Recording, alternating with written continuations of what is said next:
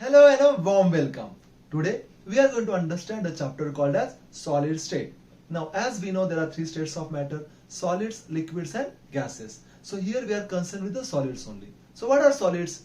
Any substance or it's a form of matter which possesses rigidity and hence it possesses definite shape, definite volume, definite mass, definite density. So these are the some characteristic properties of the solids. In general, solids are hard, incompressible. By applying pressure and temperature, solids do not get much affected as compared with the liquids and gases. So finally, interparticle forces of attraction in solids is very strong. So what are particle? Particle can be atom or ion or molecule. So this is all about the basics of solids. Now, there are two types of solids. First, crystalline substances. Second, amorphous substances. In crystalline substances, the arrangement of particles is as such, there is a definite shape. So the arrangement is repeating units. Same kind of unit is repeating again and again. That's the kind of arrangement present in the crystalline substances. And amorphous substances are substances which feels like solids, but they do not have any kind of definite shape. Okay, and they do not show the repeating pattern also. So this is about the amorphous substance. So anisotropy is a property where if you change the direction of study, the property is gonna change. For example, refractive index. So these are the some cases observed in the crystalline substances. And in amorphous substances, we see isotropy. So if you check from any direction, the properties will not change. This is all about the anisotropy and isotropy. Now, what is isomorphism?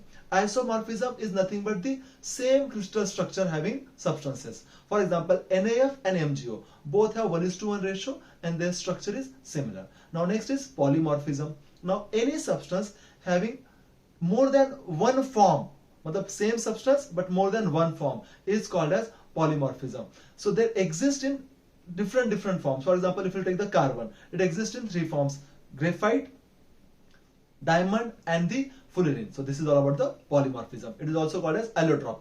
Now, what are the classification of crystalline solids? First topic is ionic crystal, second covalent network solids, third metallic solids, and finally it is molecular solids. We'll see one by one. What is ionic solids? So here we have two different kinds of ions, positive and negative. They are in close affinity with each other. If you apply the pressure, they'll get fractured. Now, what are covalent network solids? All the covalent network solids are bounded by the covalent bond. So they are very hard, very stable, very high melting and boiling points are observed in the covalent network solids. Now, what are metallic solids? Metallic solids are very interesting. So basically the array of metallic ions is immersed in the sea of the electrons. And finally, what are molecular solids? Basically, we solidify the substances. We'll see some part in Hindi also. तो ionic crystals में क्या होता है? यहाँ पे दो different positive और negative ions एक दूसरे के close affinity में आके बैठे हैं ionic bonds से, और वो बॉन्ड्स उतने ज्यादा स्ट्रांग नहीं होते हैं, तो आप थोड़ा भी फोर्स अप्लाई करोगे तो ब्रेक हो जाएंगे, फ्रैक्चर हो जाएंगे. और कोवेलेंट नेटवर्क सॉलिड में ऐसे नहीं होता है. उसमें कोवेलेंट बॉन्डिंग होती है, यानी कि वहां पे सिग्मा बॉन्ड आ गया, शेयरिंग आ गया, इसलिए वो बहुत ही ज्यादा स्ट्रांग बनते हैं. तो डायमंड जैसे सब्सटेंसेस कोवेलेंट नेटवर्क सॉलिड के एग्जांपल होते हैं. मेटेलिक सॉलिड्स में जो सारे के सारे पॉजिटिव चार्ज कैटायंस आयंस होती हैं. फॉर एग्जांपल अगर हम एल्यूमिनियम ले लेते हैं तो Al+3 के सारे आयंस कहाँ है? एक मेटेलिक स्ट्रिप पे है, और उसके ऊपर और नीचे हर तरफ हर जगह पे क्या है? इलेक्ट्रॉन का क्लाउड है. तो इसको ऐसे बोला जाता है कि वो मेटल का स्ट्रिप इलेक्ट्रॉन को क्लाउड में डाल दिया गया. और फाइनली मॉलिक्यूलर क्रिस्टल्स. यहाँ पे अगर एग्जांपल लेते हैं CH4, H2, Cl2, ये सब के सब बेसिकली गैस है.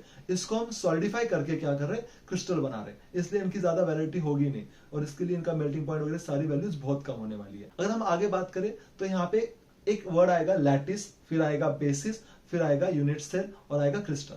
लैटिस मतलब क्या होता है? एक स्केलेटन, जहां पे बेसिस यानी कि एक पार्टिकल आके बैठेगा और वो एक आपको अरेंजमेंट देगा, और उस पूरे अरेंजमेंट को बोला जाएगा क्रिस्टल.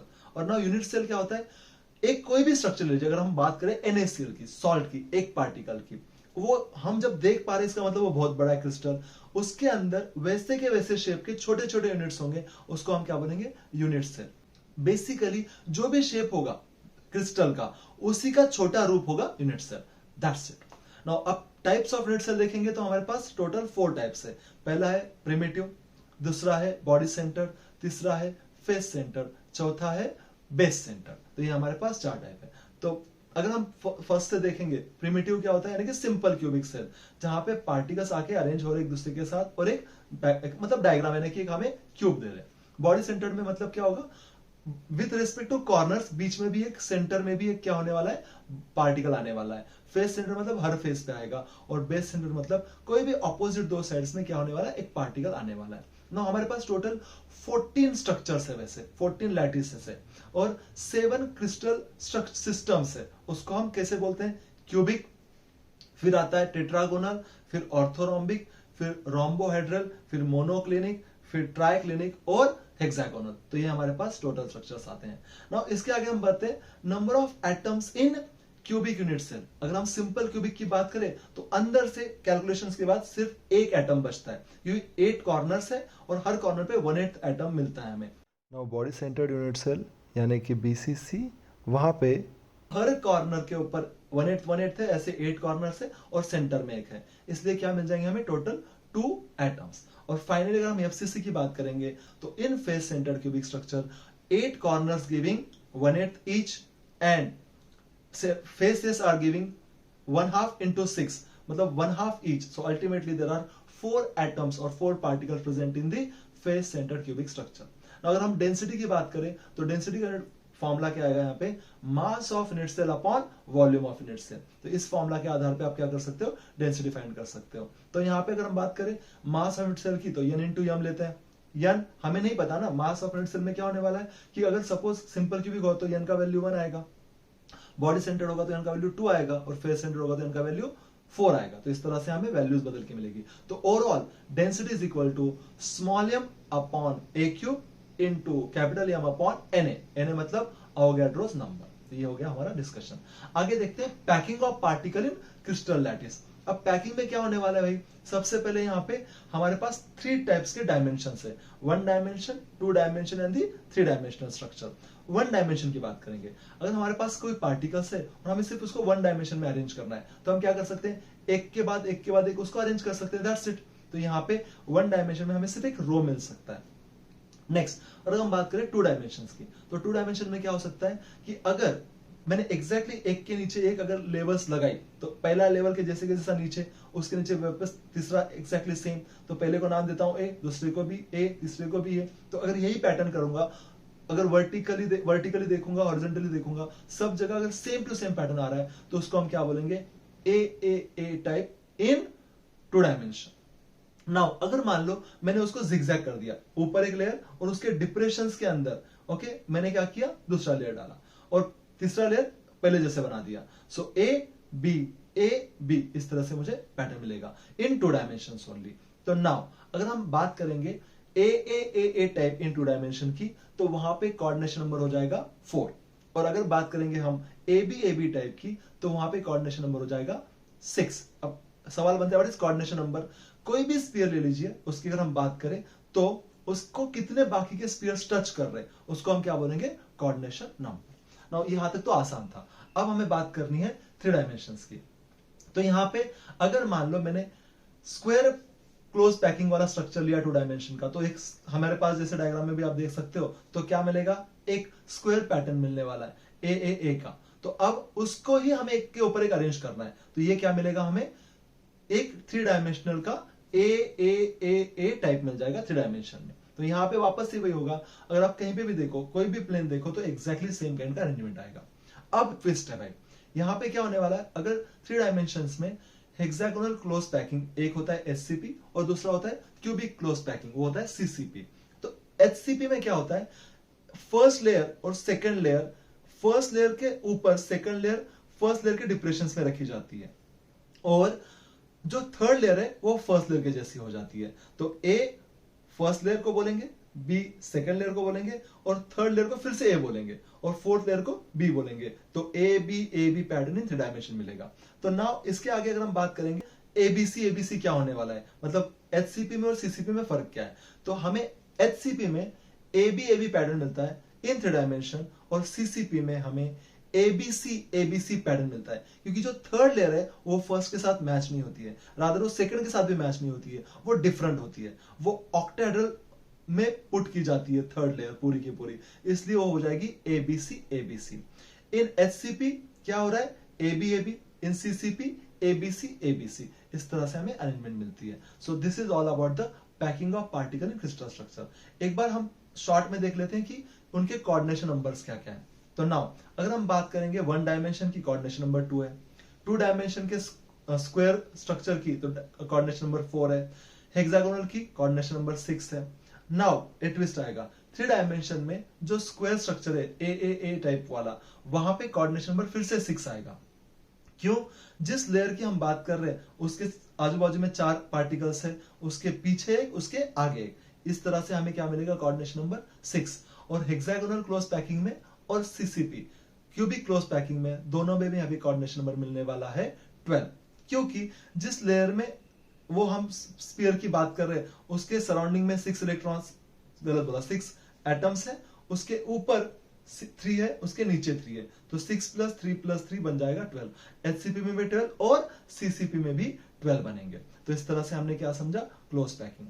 अब हम बात करेंगे पैकिंग इफिशियंसी की. तो पैकिंग इफिशियंसी में सबसे पहले हम लेंगे सिंपल क्यूबिक लैटिस. तो सिंपल क्यूबिक लैटिस की अगर हम बात करेंगे तो इसकी जर्नी शुरू होती है A = 2R के साथ. तो डायग्राम के साथ अगर आप देखोगे ध्यान से तो यहाँ पे क्या हो रहा है भाई, अगर मैं ये फर्स्ट एज मानता हूं तो पहला पार्टिकल इस तरह आएगा और दूसरा पार्टिकल इस तरह से आएगा. यही उसका एज लेंथ है और यहाँ पे रेडियस भी है. तो क्या हो गया यहाँ पे A = 2R. नाउ हमें क्या निकालना है, पैकिंग इफिशियंसी. तो नाउ इसको अगर हम सॉल्व करते हैं, A = 2R का वैल्यू रखे, वॉल्यूम ऑफ स्फीयर, कोई भी एक particle, volume of sphere, formula क्या हो जाएगा वॉल्यूम ऑफ स्फीयर का, 4/3 πr3. और यहाँ पे r का वैल्यू क्या मिल जाएगा हमें, r = A/2.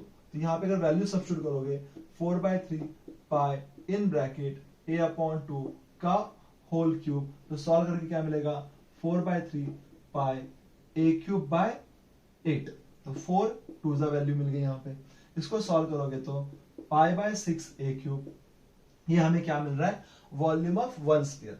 और यहाँ पे इन सिंपल क्यूबिक, अगर यहाँ पे मैं लिख देता हूं एक बारी, तो सिंपल क्यूबिक में, सिंपल क्यूबिक लैटिस में या स्ट्रक्चर में क्या होने वाला है, यहाँ पे एक ही पार्टिकल अंदर के साइड में है सिंपल क्यूबिक के, इसलिए यही क्या बन जाएगा, टोटल वॉल्यूम ऑफ स्फीयर. यही क्या बन जाएगा, टोटल वॉल्यूम ऑफ स्फीयर. तो π/6 A3 वैल्यू आ गया.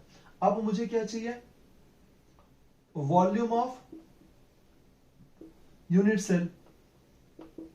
अब कोई भी यूनिट सेल होगा जिसका एज लेंथ अगर दिया हुआ ए है तो उसका वॉल्यूम क्या बन जाएगा, A3.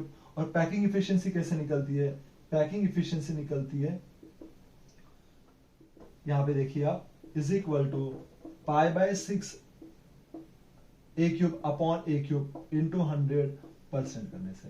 इसको अगर आप सॉल्व करोगे तो पाई का वैल्यू मैं लिख सकता हूं 3.142 अपॉन 6 इंटू 100%. तो इसको सॉल्व करने से आपको मिलेगा 52.36%. तो ये क्या हो जाएगी, efficiency in simple cubic lattice. इसी तरह से आप बाकी के भी टर्म सॉल्व कर सकते हो. अगर आप बीसीसी सॉल्व करोगे,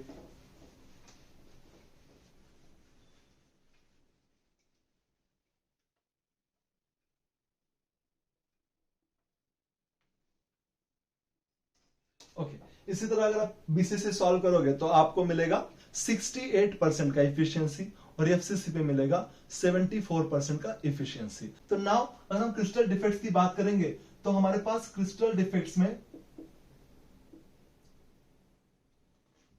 3 टाइप्स है, पॉइंट डिफेक्ट, लाइन डिफेक्ट और प्लेन डिफेक्ट. हमारे सिलेबस में सिर्फ पॉइंट डिफेक्ट है. अब पॉइंट डिफेक्ट के हमें फिर से 3 टाइप करने पड़ेंगे. यहां पे क्या होगा, पहला स्टोइकोमेट्रिक डिफेक्ट, फिर दूसरा लिखता हूं मैं यहां पे इम्प्यूरिटी डिफेक्ट, और तीसरा हो जाएगा नॉन स्टोइकोमेट्रिक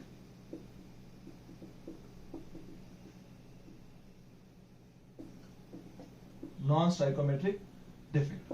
अब पहला वर्ड आया यहां पे स्टाइकोमेट्रिक. अब स्टाइकोमेट्रिक में वापस से हमें टाइप्स मिलने वाले, एक एक करके सब देख लेते हैं. तो सबसे पहले पॉइंट डिफेक्ट क्या होता है वो देखते हैं. अगर डिफेक्ट सिर्फ पॉइंट में है तो उसको हम क्या बोलेंगे, पॉइंट डिफेक्ट। अब इसको कैसे समझेंगे, मान लो हमने एक शर्ट खरीदा है, उसमें एक होल है, वो एक पॉइंट जैसा है, तो वो डिफेक्टिव हो गया शर्ट। तो अगर पॉइंट में होल है तो पॉइंट डिफेक्ट, एक पॉइंट गिरा है। तो अगर सपोज मान लो एक पूरा धागा ही उखड़ गया है, पूरी लाइन निकल गई है, तो उसको हम क्या बोलेंगे, लाइन डिफेक्ट। तो इस तरह से हम डिफेक्ट समझ सकते हैं। तो जो कि हमें सिर्फ यहाँ पे पॉइंट डिफेक्ट समझना है, उसके तीनों टाइप को एक बार देख लेते हैं। अब स्टाइकोमेट्री क्या होता है, तो अगर कोई भी एक सब्सटेंस ले लेते हैं, तो उसके अंदर जो रेशियो है सब्सटेंसेस का, वो कांस्टेंट होना चाहिए। मतलब वो रेशियो बदलना नहीं चाहिए। तो जितने पार्टिकल्स है वो कम या ज्यादा नहीं होने चाहिए। दैट्स इट, इतना सिंपल भाषा में हम कर सकते हैं। स्टाइकोमेट्री मेंटेन हो गया, उसका ये मतलब होता है। अब इम्प्योरिटी का मतलब क्या है, हम जिस भी सब्सटेंस की बात कर रहे हैं, मान लो अगर हम बात कर रहे हैं एक कॉपर की, कॉपर के अंदर किसी को भी मिक्स कर दोगे तो इम्प्योरिटी हो जाएगी। करेक्ट है। तो अगर आपने जो होस्ट सब्सटेंसेस है उसके अलावा कुछ भी ऐड किया तो क्या बन जाएगा, इम्प्योरिटी। नाउ फाइनली क्या होता है, नॉन स्टाइकोमेट्रिक डिफेक्ट। अब नॉन स्टाइकोमेट्रिक डिफेक्ट में क्या होता है, यहाँ पे जो नंबर ऑफ पार्टिकल्स है वो मेंटेन नहीं होंगे। ऑब्वियसली स्टाइकोमेट्रिक के ऑपोजिट होगा। यहाँ पे नंबर ऑफ पार्टिकल्स मेंटेन होंगे, उनका रेशियो भी मेंटेन होगा, और यहाँ पे वो बातें नहीं होने वाली। सो this is the basic part of the defects. Now अगर हम एक एक करके स्टाइकोमेट्रिक डिफेक्ट को देखें, तो उसमें पहला आता है वैकेंसी डिफेक्ट। अब वैकेंसी डिफेक्ट क्या होता है, वैकेंसी डिफेक्ट मतलब जो पार्टिकल्स का अरेंजमेंट है उसमें से अचानक ही एक पार्टिकल उठ के चला गया, है ही नहीं, वहां पे डिफेक्ट आ गया। ऑटोमेटिकली वैकेंसी आने से मास कम हो गया, और मास कम होने से ओवरऑल डेंसिटी कम हो जाएगा, क्योंकि डेंसिटी क्या होता है, मास अपॉन वॉल्यूम। यहाँ पे मास बदला है, वॉल्यूम नहीं। ये फर्स्ट केस हो गया। और सेकंड केस में क्या हो सकता है, एक कहीं जगह का पार्टिकल उठ के किसी इंटरस्टिशियल साइट में जाके बैठ गया। ऐसा वहां से अगर उठ के वो दूसरी तरफ गया है, अंदर के अंदर क्रिस्टल स्ट्रक्चर के अंदर ही, तो यहाँ पे मास नहीं बदलेगा, वैकेंसी तो दिखेगा पर मास नहीं बदलेगा, तो उसमें डेंसिटी भी नहीं बदलेगा। तो ये दोनों भी क्या होते हैं, वैकेंसी डिफेक्ट के पार्ट होते हैं। अगर हम दूसरे बात करें इंटरस्टिशियल यानी कि सेल्फ इंटरस्टिशियल डिफेक्ट की अगर हम बात करें, तो वहां पे क्या हो रहा है, जो इंटरस्टिशियल साइट होती है, उस इंटरस्टिशियल साइट में अगर एग्जांपल के लिए हम बात करें, तो 1 2 3 4 अगर कुछ पार्टिकल्स में निकालूं, तो इस पर्टिकुलर साइट को हम क्या बोलेंगे, इंटरस्टिशियल साइट। मतलब अगर यहां पे कोई पार्टिकल आके बैठ जाता है तो उसको हम क्या बोलेंगे, इंटरस्टिशियल डिफेक्ट। तो ऐसे नहीं कि दो ही लेयर है, बहुत सारे लेयर्स हो सकती है, यहाँ पे हम सिर्फ समझने के लिए एक लेयर से समझ के ले रहे हैं। तो उस केस में क्या हो जाएगा, इंटरस्टिशियल साइट हो जाएगा। अब थर्ड की बात करें स्टाइकोमेट्रिक में, तो क्या आएगा, स्कॉटकी डिफेक्ट। अब स्कॉटकी डिफेक्ट में क्या होता है, ये जो मैंने पार्टिकल्स लिए उनके बदले हमें आयंस लेने होंगे, plus charge minus charge, plus charge minus charge. तो प्लस चार्ज एग्जांपल के तौर पे तो NaCl का लेते हैं। तो NaCl में क्या होगा, अगर हमने स्ट्रक्चर को समझा, तो स्कॉटकी डिफेक्ट में अगर NaCl का एग्जांपल लेना होगा हमें, तो क्या हो जाएगा, यहां पे एक सेकंड,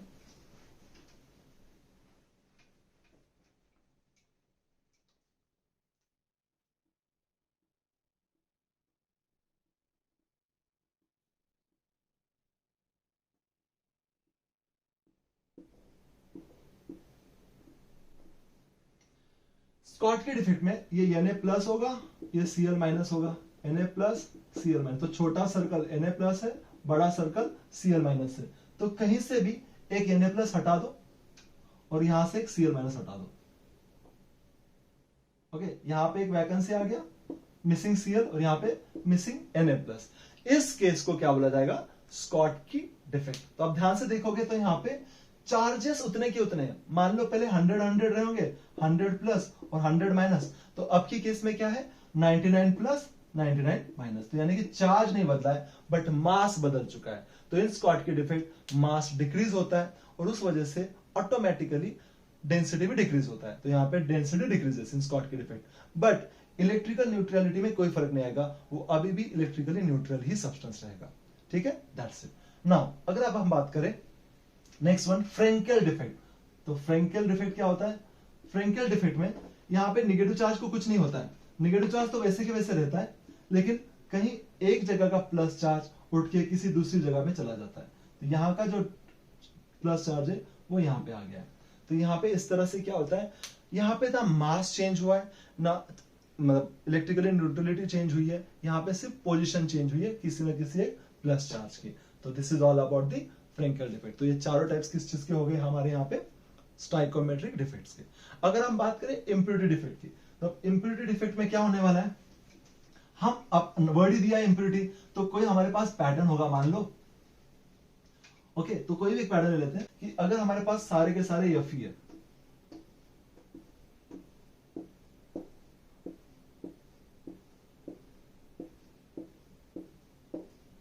ओके, तो अगर हम पहले यहां पे इंटरस्टेशियल की बात करेंगे, तो अगर सारे के सारे Fe है तो यहां पे क्या हो जाएगा, इंटरस्टेशियल डिफेक्ट में अगर दूसरा कोई भी सब्सटेंस लाके तुमने डाल दिया कार्बन जैसा, ठीक है, तो ये क्या करेगा, इंटरस्टिशियल साइट ऑक्युपाई किए, इस साइट को बोला जाता है इंटरस्टिशियल साइट। इंटरस्टिशियल साइट किसको बोला जाता है, इस साइट को। ओके, तो यहां पे क्या हो गया, एक नया एलिमेंट आके बैठ गया कार्बन जैसा, यहाँ पे कहीं पे भी आके बैठ गया, तो यहाँ पे जो पहले आयन था उस कार्बन के चक्कर में वो क्या बन गया, अभी स्टील। तो इसका फायदा और नुकसान वो अलग बात है। कोई भी फॉरेन एजेंसी, कोई भी फॉरेन पार्टिकल अगर आ रहा है तो उसको हम क्या बोलेंगे, इम्प्यूरिटी। तो ये हो गया इंटरस्टिशियल का एग्जांपल। नाउ अगर हम बात करें सब्स्टिट्यूशनल डिफेक्ट की, सब्स्टिट्यूशन में क्या होने वाला है, यहाँ पे ऐसे एलिमेंट्स दिए गए हैं, ओके, मान लो इनका नाम है कॉपर, ये सबके सब कॉपर का एलिमेंट्स है, तो CuCu आएगा हर जगह पे। ओके, तो यहाँ पे जो कॉपर है वो क्या कर रहा है, यहाँ पे अगर आपने कहीं का भी एक कॉपर हटाया और वहां पे मान लो आपने जिंक डाल दिया, I am talking about the example of brass, यहाँ पे क्या हो रहा है, अगर आपने जितनी जगह का कॉपर हटा के जिंक निकाला है वो इम्प्यूरिटी डाल दी है, और इम्प्यूरिटी का मतलब ही क्या हो गया, हमने डिफेक्ट डाल दिया। ओके, तो इसको हो जाता है impurity defect.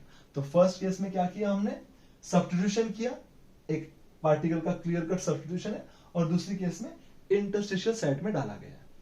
Okay, so that's it. Now अब इसमें अगर हम थोड़ा और डिटेल में समझेंगे,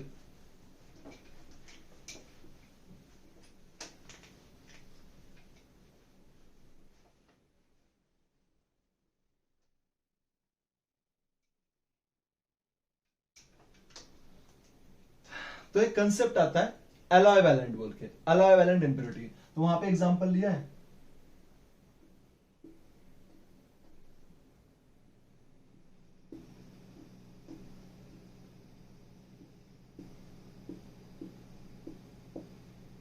Na+Cl-। ओके, तो यहां पे अगर मान लो मैं एक जगह से कहीं से भी Na+ हटा के वहां पे Sr2+ डाल देता हूं, ओके, Sr2+ डाल देता हूं, तो यहां पे मैंने क्या किया, +2 चार्ज कर दिया, एक Na+ तो चला गया पर 2+ चार्ज आ गए हैं, तो Na तो गया, उसकी बराबरी तो ये कर नहीं सकता है, पर चार्जेस तो उसने डबल लेके आ गया, तो मुझे और कहीं का ना कहीं का और एक Na+ निकालना होगा। तो इसने जिस Na+ की जगह ली है वो Na+, और यहाँ का Na+, इससे 2 Na+ चले गए, तो पहला Na+ यहां से और दूसरा Na+ यहां से, पहला यहां से और दूसरा यहां से चला गया, ये है नहीं सिस्टम में अभी। तो चार्जेस की बात करें तो +2 चार्ज गए हैं और यहाँ पे +2 चार्ज आए हैं, ये +2 चार्ज आए हैं, तो इलेक्ट्रिकल न्यूट्रलिटी मेंटेन हो गई। लेकिन यहाँ पे क्या हो गया है, एक नया इम्प्यूरिटी आ चुका है, तो Na के बदले कौन आ चुका है, स्ट्रोंशियम, Sr आ चुका है, इसके लिए क्या हो गया, इम्प्योर हो गया अभी, तो इसको हम बोलेंगे डिफेक्ट। तो इस तरह से हमने इम्प्यूरिटी डिफेक्ट भी समझा। अब हम बात करेंगे नॉन स्टाइकोमेट्रिक डिफेक्ट की।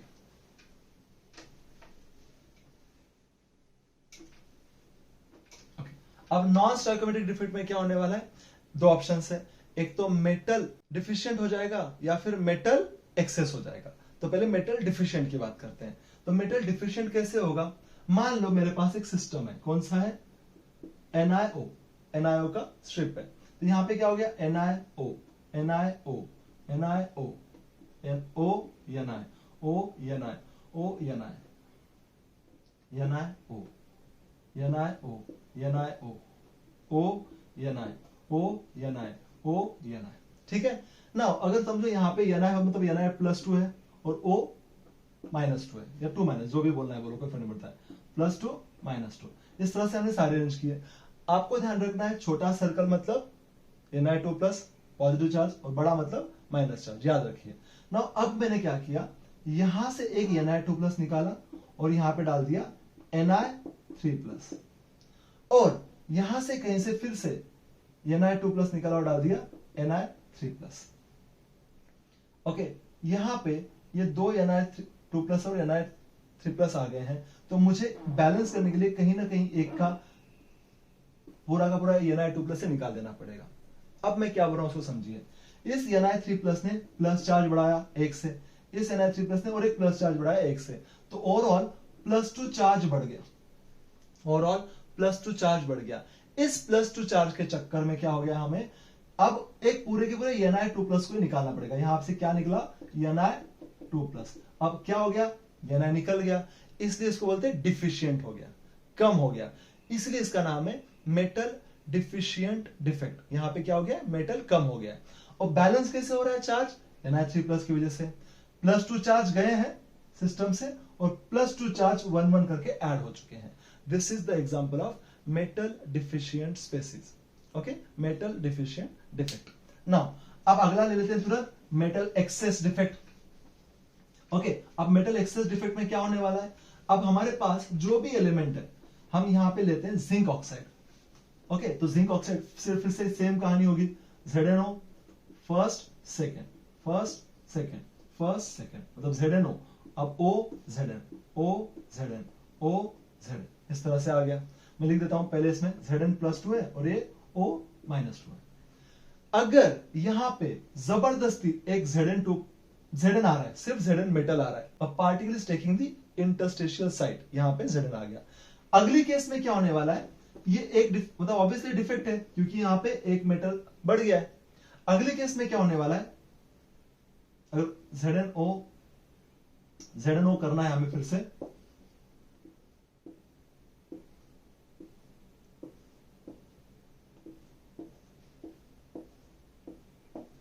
ये Zn है +2 के साथ और ये O है -2 के साथ। ऐसे सबके सब है गाइस, प्लीज उसको समझ के ले लीजिए, ऐसे सबके सब है।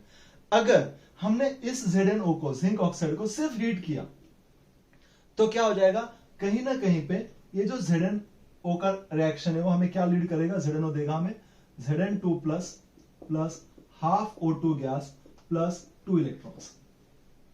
ओके, तो O2 गैस तो उड़ गया, पर वो इलेक्ट्रॉन्स और Zn2+ जाएंगे कहां पे, तो वो क्या करते हैं, ऐसे कोई ना कोई एक इंटरस्टिशियल साइट ऑक्युपाई कर लेते हैं। मैं इधर करता हूं इस बारी, Zn2+ कहां आ गया, यहां पे आ गया, उसने क्या किया, एक साइट ऑक्युपाई कर ली।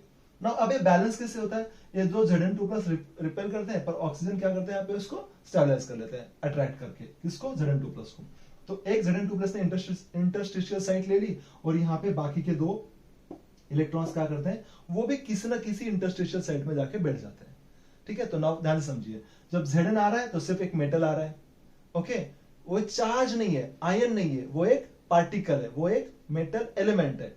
यहां पे जब Zn2+ आ रहा है, जो इंटरस्टिशियल साइट में आ रहा है, किसके बाजू में, Zn2+ O2-, Zn2+ O2-, इसके बीच में क्या आ गया है, ये नया Zn2+ आ चुका है और साथ में क्या लेके आया है, 2 इलेक्ट्रॉन्स। ये एक टाइप का मतलब इंटरस्टिशियल डिफेक्ट है, इसलिए यहां पे भी क्या हो रहा है, मेटल का एक्सेस ही हो रहा है, ऐसा माना जाएगा, और ये डिफेक्ट भी नॉन स्टाइकोमेट्रिक में आता है। Okay, that's it. Now final बात करेंगे अनायनिक डिफेक्ट। अब अनायनिक डिफेक्ट क्या होता है उसको समझ के लेते हैं। अनायनिक डिफेक्ट के लिए एग्जांपल दिया है NaCl का। ओके, अब यहां पे सबसे पहले क्या होने वाला है, एक एनायन निकल के जाने वाला है सिस्टम के, कैसे जाएगा वो समझिए। अगर मान लो NaCl है, उसको हमने Na के साथ हीट किया, सिर्फ Na के साथ हीट किया, तो हो क्या रहा है यहां से कि Na का जो एक लेयर है वो NaCl के क्रिस्टल पे चढ़ जाएगा। अब मैं इसको निकालू कैसे, ये प्लस चार्ज, ये माइनस चार्ज, ये प्लस चार्ज, ये माइनस चार्ज, ये प्लस चार्ज, ये माइनस चार्ज। किसका प्लस है, Na का, किसका माइनस है, Cl का। Na+, Cl-, Na+, Cl-। Right है, नाउ आगे बढ़ते हैं, Cl-, Na+, Cl-, Na+, ऐसा चलता रहेगा। ना इसको अगर हम रिएक्ट करते हैं Na के साथ, तो Na का एक लेयर चढ़ जाएगा इसके ऊपर और पूरा का पूरा जो क्रिस्टल है वो येलोइश हो जाएगा, और वो येलोइश होने की वजह से क्या हो जाता है, अब यहाँ का Cl यहाँ पे जो Na है उसके साथ रिएक्ट कर सकता है। तो क्या होगा रिएक्शन, ध्यान से देखिए, Na plus Cl minus gives us NaCl and electron. अब सवाल है इलेक्ट्रॉन कहां से आया, ये इलेक्ट्रॉन इस Na से आता है, ना कि Cl से। इस Na को सबसे पहले क्या करना होता है, यहाँ पे अपना डिसोसिएशन, Na+ और इलेक्ट्रॉन, ये Na+ इस Cl के साथ क्या हो गया, अभी NaCl बन गया यहाँ पे और इलेक्ट्रॉन बाहर निकल गया। अब पॉइंट क्या है, ये यहाँ का Cl चला जाएगा और उसके बदले कौन आ जाएगा, इलेक्ट्रॉन। तो ये ओवरऑल लुक कैसा दिखेगा आपको वो समझना होगा। तो यहाँ पे Na+, Cl-, Cl-, Na+, Cl-, Na plus,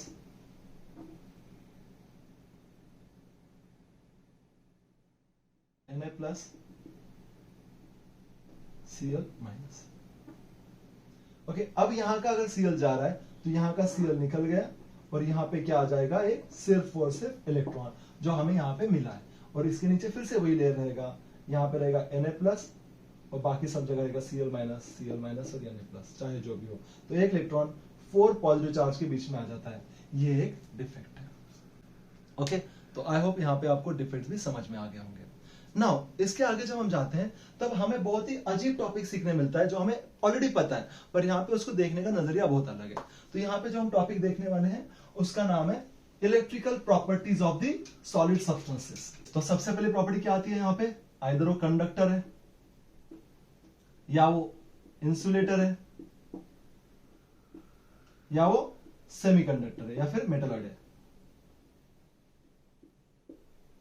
okay, अगर कोई सब्सटेंस है जो इलेक्ट्रिसिटी कंडक्ट करता है, ओके, तो अगर वो कंडक्शन का लेवल 10⁴ से लेके 10⁷ पर ओहम पर मीटर की वैल्यू है तो वो क्या हो जाएगा, अ गुड कंडक्टर हो जाएगा। ठीक है, वो इलेक्ट्रिसिटी कंडक्ट कर सकता है। इंसुलेटर क्या होते हैं, 10⁻20 से लेके 10⁻10 तक पर ओहम, ये यूनिट है उसका, पर ओहम पर मीटर अगर कंडक्ट कर रहा है तो वो क्या हो जाएगा, इंसुलेटर हो जाएगा।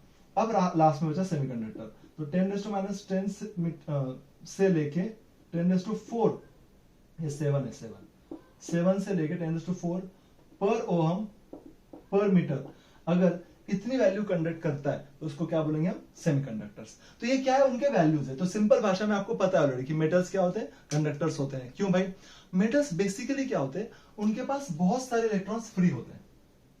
मैं कोई भी स्ट्रिप ले लेता हूं, उसके पास क्या है, फ्री इलेक्ट्रॉन्स है, मतलब pool of, sea of electron है। अगर आप इसको अगर इलेक्ट्रिसिटी जोड़ते हो, यानी कि कोई सेटअप जोड़ते हो, बैटरी जोड़ते हो, तो जो इलेक्ट्रॉन ये बैटरी देगी, जो अंदर आएगा, तो वो यहां पे नहीं निकलता है। इस मेटल के पास जो इलेक्ट्रॉन है वो यहां से एग्जिट करता है।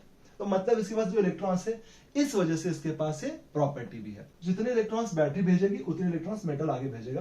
That's it. ये किसमें होता है, कंडक्टर्स में। तो इस तरह से हमें नहीं समझना है अभी। अब हमें समझना है इसी पूरी कंसेप्ट को बाय यूजिंग बैंड थ्योरी। अब बैंड थ्योरी क्या है ये समझना है हमें। बैंड थ्योरी में क्या होने वाला है भाई, ये बहुत इंपॉर्टेंट है। अब मैं इसको एकदम सिंपल करके बता देता हूं। अगर कोई भी सब्सटेंस है, कोई भी सॉलिड मटेरियल है और अगर उसके पास कोई पार्टिकल्स है, तो दो पार्टिकल्स के बीच में बहुत क्लोज एनर्जीज हो जाएंगी। अब वो क्लोज जो एनर्जीज होंगी वो आपको क्या देंगी, एक कंडक्शन बैंड देंगी और एक वैलेंस बैंड देंगी। That's it. इतना ही आसान से समझिए। ओके, ये यमोटी पे बेस्ड कंसेप्ट है। उसमें जो होता है मॉलिक्यूलर ऑर्बिटल थ्योरी में जो होता है वो यहां पे भी हो रहा है। यानी कि एक वैलेंस बैंड में इलेक्ट्रॉन होती है और एक कंडक्शन बैंड में होती है। अगर कोई भी particle, I am not talking about the metals only या नॉन मेटल्स ओनली, कोई भी सब्सटेंस हो सकता है, उसमें ये लेवल आने ही वाली है। तो नाउ अगर उस सब्सटेंस के पास वैलेंस बैंड में इलेक्ट्रॉन्स है और वो कंडक्शन बैंड में भेज सकता है क्या, या कंडक्शन बैंड में नॉर्मली जा रही है क्या। ओके, अगर सब्सटेंस नॉर्मली जा रही है, कंडक्शन बैंड में भी अगर हमें इलेक्ट्रॉन्स मिल रहे हैं, इसका मतलब क्या हो गया, वो गुड कंडक्टर है। ओके, अगर नॉर्मली नहीं जा सकती है, इनके बीच में बहुत बड़ा गैप है, उसी को क्या बोलते हैं हम, बैंड गैप। एनर्जी गैप भी उसी को बोला जाता है। Okay, energy gap between valence band and the conduction band is called as band gap. अब वैलेंस बैंड होती है एक बैंड, मैंने अभी बताया कि दो पार्टिकल्स उनके पास अगर बहुत क्लोज में है तो उनकी एनर्जीज भी बहुत क्लोज हो जाएगी और उससे हमें एक वैलेंस बैंड मिलेगा और एक कंडक्शन बैंड मिलेगा। इतना ही समझिए इस कंसेप्ट के लिए। तो अगर वैलेंस बैंड में और कंडक्शन बैंड में गैप बहुत कम है तो कंडक्टर्स है, गैप बहुत ज्यादा है तो इंसुलेटर्स है, और गैप अगर समझो ठीक ठाक है, जो हम अगर समझो टेम्परेचर दे दे तो नीचे के इलेक्ट्रॉन ऊपर चले जाएंगे, तो उसको क्या बोलेंगे हम, सेमीकंडक्टर्स। नाउ एक ट्विस्ट आप ध्यान से समझिए। अगर मेटल से, ओके, मेटल्स की अगर हम बात कर रहे हैं यहाँ पे, तो metals are good conductors, no doubt about it. But अगर मान लो हमने इन मेटल्स को हीट दिया तो क्या होगा, कंडक्शन उनका बढ़ेगा या कम होगा, तो ध्यान रखना उनका कंडक्शन कम होगा।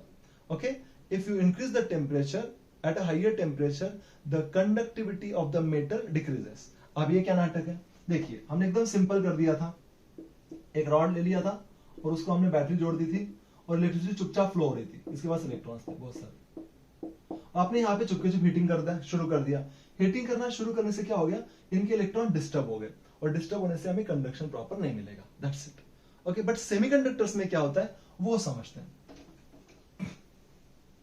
ओके, चलो फिर से एक बारी अगर हम देखते कंडक्शन, तो कंडक्शन किस में होता है, मेटल्स में, क्योंकि वहां पे वैलेंस बैंड और कंडक्शन बैंड का गैप बहुत ही कम है।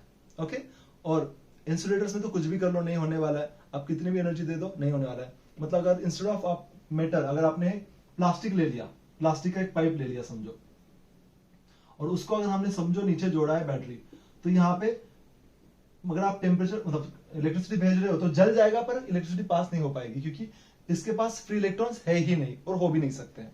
नाउ अगर हम सेमीकंडक्टर्स की बात करें, तो सेमीकंडक्टर्स कौन होते हैं, मान लो सिलिकॉन जैसे सेमीकंडक्टर्स हैं हमारे पास,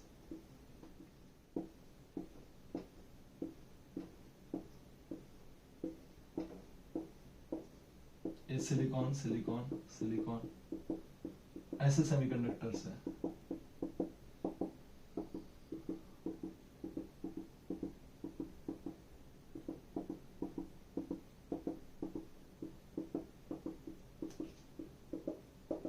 हम इस सिलिकॉन को फोकस करते हैं। आप देखिए इसके आजू बाजू में कितने इलेक्ट्रॉन्स है, 8। प्रैक्टिकली ये जो इलेक्ट्रिसिटी देता है, ऑब्वियसली सेमीकंडक्टर्स बहुत छोटे अमाउंट की इलेक्ट्रिसिटी देते हैं और प्रैक्टिकली उसका कुछ फायदा नहीं होता है। नाउ अगर मान लो ये जो सिस्टम आपको दिख रहा है सेमीकंडक्टर्स, इसको आप हीट करोगे, हीट करने से आपको थोड़ा कंडक्टिविटी बढ़ के मिलेगा। मतलब सेमीकंडक्टर्स में कंडक्टिविटी बहुत ही कम होती है, प्रैक्टिकली उसका कुछ इंपॉर्टेंस नहीं है। But if you heat it what happens, because of heating some electrons from valence band, a valence band और a conduction band, तो some electrons from valence band can go to, यहाँ के electrons कहां चले गए अभी, to conduction band। ऐसा हो सकता है, किस में हो सकता है ऐसे, सेमीकंडक्टर्स में। एंड बिकॉज ऑफ इट, जैसे ही इलेक्ट्रॉन्स ऊपर चले गए कंडक्शन बैंड में, वो इलेक्ट्रिसिटी ज्यादा फ्लो करना शुरू करेगा। सो देयरफॉर अगर आप ध्यान से समझोगे तो कंडक्टर्स को हीट करो, उस मतलब मेटल्स को हीट करो तो क्या होगा, कंडक्टिविटी कम होगा। इंसुलेटर्स को हीट करो, कितना भी करो कुछ नहीं होगा, वो इंसुलेटर का इंसुलेटर ही रहेगा। पर सेमीकंडक्टर्स को हिट करो, उसका जो कंडक्टिविटी हो थोड़ा सा बढ़ जाएगा। आई होप समझ में आ गया होगा। अब हम बात करेंगे इंट्रिंसिक सेमीकंडक्टर्स की। अगला वर्ड आ गया, सेमीकंडक्टर्स के बारे में बात कर रहे हैं, उसके टाइप्स के बारे में बात कर रहे हैं, तो क्या आया, इंट्रिंसिक सेमीकंडक्टर्स। अब इंट्रिंसिक का मतलब क्या है, जब वो प्योर फॉर्म में होता है, कोई भी यहाँ पे एक सेमीकंडक्टर लीजिए, जब प्योर फॉर्म में होता है वो बहुत ही कम अमाउंट की इलेक्ट्रिसिटी सप्लाई करता है। ओके, इसलिए उसको क्या बोलते हैं, इंट्रिंसिक सेमीकंडक्टर। प्रैक्टिकली उसका कुछ ऐसा यूज नहीं होता है। मगर अगर हमने इसमें डोपिंग किया, मतलब इंप्योरिटी को ऐड किया, और उसकी अगर हमने कंडक्टिविटी बढ़ा दी, तो अब क्या हो जाएगा, वो उसी प्रोसेस को बोलते एक्सट्रिंसिक सेमीकंडक्टर। इंट्रिंसिक में प्योर सब्सटेंस है और एक्सट्रिंसिक में हमने डोपिंग करके कोई दूसरा एलिमेंट ऐड किया। ओके गाइस, सो नाउ अगर एक्सट्रिंसिक सेमीकंडक्टर की बात करें तो उसके भी हमारे पास दो टाइप है, फर्स्ट टाइप है एन टाइप और सेकंड है P type. Okay guys, so now intrinsic semiconductor क्या हो गया, वो सेमीकंडक्टर जहां पे प्योर सेमीकंडक्टर के एलिमेंट्स है, हमने कोई उसमें छेड़खानी की नहीं है। और एक्सट्रिंसिक में क्या होने वाला है, हम उसमें कोई ना कोई इंप्योरिटी ऐड करने वाले हैं। ध्यान से समझते हैं। अगर मान लो मैं पहले पढ़ना शुरू करता हूं N type, okay, N type semiconductors, N type semiconductors. इसमें क्या करना है, आपको एक ऐसा एलिमेंट लेना है ग्रुप 15 से, जिसकी पेंटावैलेंट सब्सटेंस हो, जो सब्सटेंस खुद पेंटावैलेंट हो, जिसके पास लास्ट शेल में 5 इलेक्ट्रॉन्स हो। तो वैसा मेरे सामने कौन है, एक फास्फोरस है। तो मैं सिलिकॉन हटा के वहां पे अगर फास्फोरस लेता हूं, तो फास्फोरस के 4 इलेक्ट्रॉन्स यहां पे जुड़ गए और एक 5वां बच गया। यहां से एक निकाल लो, ओके, यहां से एक निकाल लो, यहां पे एक फास्फोरस डाल दो, यहां पे एक एक्स्ट्रा इलेक्ट्रॉन मिल गया। तो ऐसे मुझे जितने चाहिए उतने में क्या ले सकता हूं, इलेक्ट्रॉन्स ऐड कर सकता हूं बाय एडिंग दी इम्प्योरिटी। अब इस सिस्टम को अगर आप इलेक्ट्रिसिटी सप्लाई करोगे तो क्या होगा, आप जो इलेक्ट्रॉन्स भेजना चाहते हो उनको लेने के लिए कौन है यहाँ पे, अभी एक रिसीवर है। आपका इलेक्ट्रॉन अंदर चला गया और इलेक्ट्रॉन क्या हो जाएगा, यहां से बाहर निकल जाएगा। मतलब हमें जितना चाहिए उतना हम इसका यूज कर लिया। अब ये क्यों करना पड़ रहा है, क्योंकि सेमीकंडक्टर्स को हम कंट्रोल कर सकते हैं और नॉर्मल मेटल्स को और कंडक्टर्स को हम कंट्रोल कर ही नहीं सकते हैं, इसलिए सेमीकंडक्टर्स बहुत इंपॉर्टेंट हो जाते हैं। मतलब मुझे सपोज चाहिए कि मुझे अराउंड 1 बिलियन इलेक्ट्रॉन्स ही चाहिए, तो मैं क्या करूंगा, उतने अमाउंट का एक इंप्योरिटी डाल दूंगा सिलिकॉन के अंदर। ओके, तो वो क्या हो जाएगा, मिक्स होके क्या हो जाएगा, मुझे चाहिए उतने इलेक्ट्रॉन्स मिल जाएंगे। मतलब अगर हम बात करें सब्सटेंसेस की, तो अब मुझे चाहिए वैसे मैं क्या यूज कर सकता हूँ, सेमीकंडक्टर को यूज कर सकता हूँ by adding the phosphorus by the required amount, जितना चाहिए उतना अमाउंट डाल के। ये हो गया एक एग्जांपल, वो किसका है, एन टाइप का, उसको बोलते हैं पेंटावैलेंट इंप्योरिटी। पेंटावैलेंट इंप्योरिटी समझ में होगी बात आपको, पेंटावैलेंट इंप्योरिटी ऐड करके, मतलब यहां पे मैंने इलेक्ट्रॉन का फ्लो शुरू कर दिया, जितना चाहिए उतना। अगला टाइप देखते हैं, अगले टाइप में क्या होने वाला है, सब कहानी सेम होगी, सिर्फ मैं ऐड क्या करूंगा पी टाइप सेमीकंडक्टर्स के अंदर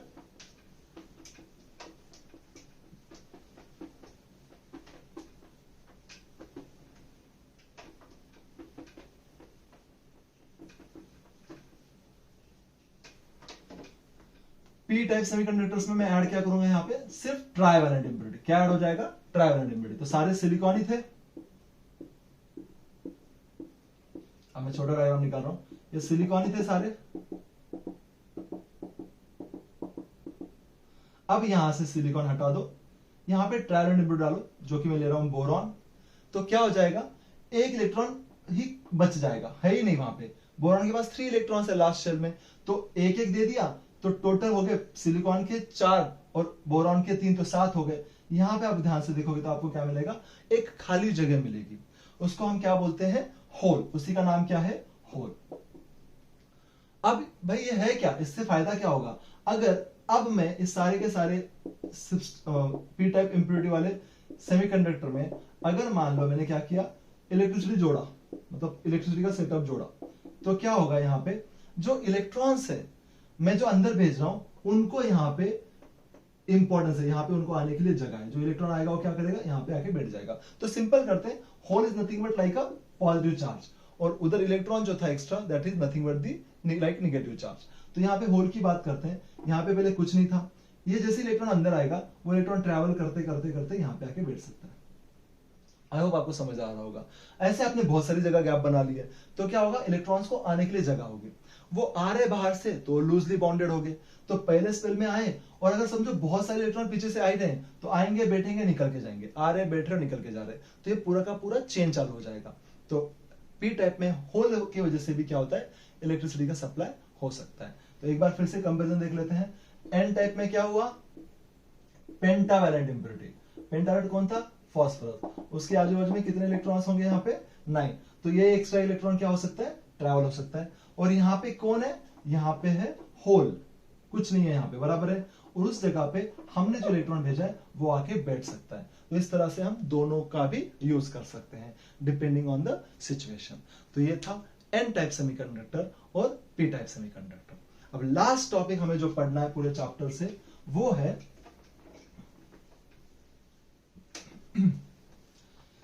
magnetic properties of the solids. एक लास्ट टॉपिक बचा है, देखते हैं। अब मैग्नेटिक प्रॉपर्टीज में क्या आएगा, लिख लेता हूं एक बारी, मैग्नेटिक प्रॉपर्टीज ऑफ सॉलिड्स।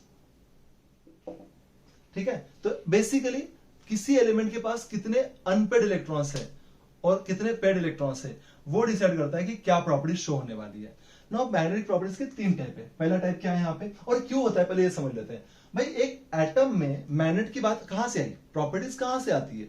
तो एक एटम ले लेते हैं सबसे पहले, अगर उसके पास इलेक्ट्रॉन्स है तो electrons revolves around the nucleus. तो जैसे ही 2 चार्ज आ गए, पॉजिटिव और नेगेटिव, पॉजिटिव चार्ज हो गया प्रोटॉन्स का यानी कि न्यूक्लियस का, और इलेक्ट्रॉन्स तो नेगेटिव चार्ज होते ही हैं, तो ये क्या बन गया, एक टाइनी मैग्नेट बन गया, टाइनी मैग्नेट बन गया। और जैसे टाइनी मैग्नेट वर्ड आया, मैग्नेट आते ही वहां पे मैग्नेटिक मोमेंट आ गया, मैग्नेटिक मोमेंट आते ही उसके सारे प्रॉपर्टीज आ गई। तो क्या होगा, आइदर वो मैग्नेटिक फील्ड को अट्रैक्ट करेगा या फिर रिपेल करेगा। ओके, फिर से एक बारी, यहाँ पे कोई एटम ले लीजिए, कोई भी ले लीजिए, उसके पास इलेक्ट्रॉन्स है, इलेक्ट्रॉन्स है और घूम भी रहे हैं, स्पिनिंग भी आ गई है, और स्पिनिंग आ रही है मतलब क्या होने वाला है, उस खुद के साथ भी घूम रहा है। स्पिनिंग के आते ही क्या हो गया, वहां पे सब चार्जेस मिलके वो एक खुद टाइनी मैग्नेट बन गया। ठीक है, एवरी सब्सटेंस की बात कर रहा हूं मैं।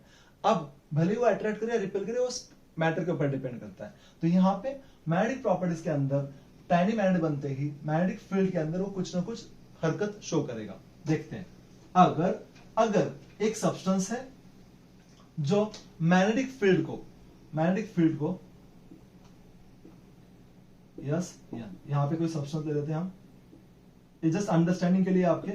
अगर मैग्नेटिक फील्ड को ये जो सब्सटेंस है वो रिपेल करता है, वेरी स्लाइटली रिपेल करता है, तो अगर सब्सटेंस को रिपेल किया जा रहा है तो उसको हम क्या बोलेंगे, डायमैग्नेटिक। जिनके पास एक्स्ट्रा इलेक्ट्रॉन्स नहीं है वो जनरली डायमैग्नेटिक शो करते हैं। फॉर एग्जांपल N2 ले लो, फॉर एग्जांपल F2 ले लो, फॉर एग्जांपल NaCl ले लो। अब NaCl कैसे, भले आपको लग रहा होगा वो आयनिक है, पर इसके पास एक्स्ट्रा इलेक्ट्रॉन है ही नहीं। यहाँ पे Cl का चार्ज माइनस है, बट डोंट गेट कंफ्यूज कि उसके पास एक्स्ट्रा इलेक्ट्रॉन्स है, वो स्टेबल है, उसके पास इलेक्ट्रॉन्स है ही नहीं। कैसे क्या, ये Na हो गया 28 इलेक्ट्रॉनिक कॉन्फिगरेशन और Cl हो गया 288, ये सिर्फ उसका साइन है, नेगेटिव साइन, दैट्स इट, और कुछ नहीं है ना। वो भी स्टेबल, N2 इनके पास इलेक्ट्रॉन्स है ही नहीं एक्स्ट्रा। ये सबके सब क्या कर रहे हैं, मैग्नेटिक फील्ड को स्लाइटली रिपेल करने वाले हैं, रिपेल। तो डायमैग्नेटिक क्या हो गया, रिपल्शन के साथ रिलेट करेगा। अगला आता है पैरामैग्नेटिक सब्सटेंस। अब पैरामैग्नेटिक सब्सटेंस में क्या होने वाला है, यहां पे ये जो कुछ सब्सटेंस है वो स्लाइटली क्या करेगा, मैग्नेटिक फील्ड को अट्रैक्ट करेगा, स्लाइटली अट्रैक्ट करेगा। उसका एग्जांपल क्या हो गया, O2 हो गया। उसी का एग्जांपल क्या हो गया, Fe3+ हो गया। ये क्या करते हैं सब्सटेंसेस, मैग्नेटिक प्रॉपर्टीज ऐसे दिखाते हैं कि वो मैग्नेटिक फील्ड को क्या कर रहे हैं, स्लाइटली अट्रैक्ट कर रहे हैं। तो अगर मैं तीसरा बोलूं फेरोमैग्नेटिक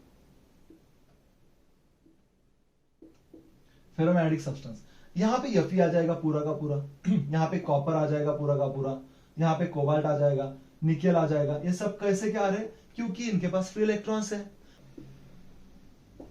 और फेरोमैग्नेटिज्म में क्या होगा, स्ट्रांगली अट्रैक्ट। चलो फिर से एक बार तीनों को समझते हैं।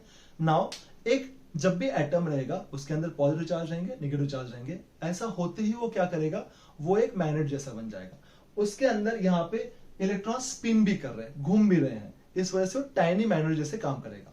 नाउ अब उसके इलेक्ट्रॉन्स के इस घूमने के चक्कर में क्या होने वाला है, वो कुछ प्रॉपर्टीज पजेस करेगा। फर्स्ट प्रॉपर्टी को बोलेंगे हम डायमैग्नेटिक प्रॉपर्टी। डायमैग्नेटिक सब्सटेंसेस वो होते हैं जो मैग्नेटिक फील्ड को स्लाइटली रिपेल करते हैं। पैरामैग्नेटिक सब्सटेंसेस वो होते हैं जो मैग्नेटिक फील्ड को स्लाइटली अट्रैक्ट करते हैं। और फेरोमैग्नेटिक सब्सटेंसेस वो होते हैं जो मैग्नेटिक फील्ड को स्ट्रांगली अट्रैक्ट करते हैं। So now this is all about the solid states. I hope आपको ये चैप्टर समझ में आया होगा। इतना करने के बाद भी अगर आपको कुछ लगता है, कुछ क्वेश्चंस बचते हैं, तो आप प्लीज कमेंट में पूछिए या मुझे आप कॉल करके भी पूछ सकते हैं। बट ये प्लीज ध्यान से पढ़िए। Thank you very much. I hope you got the point. Thank you.